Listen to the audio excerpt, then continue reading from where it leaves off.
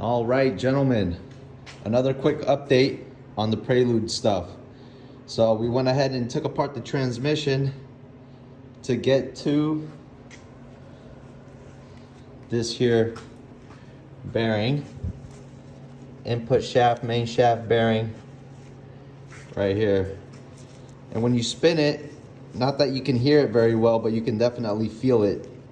She's toast. Anyways, that's what all that sound was when you release the clutch.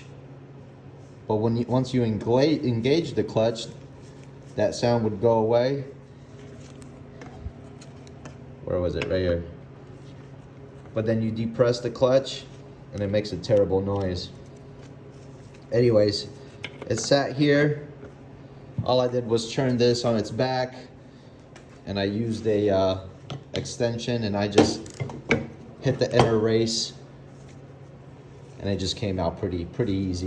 Anyways, I got that ordered from the dealership, $150, and it's a week out, but that gives us time to clean inside. It's pretty nasty. This here, this magnet, actually I was able to clean up pretty good, but probably could use a little bit more cleaning.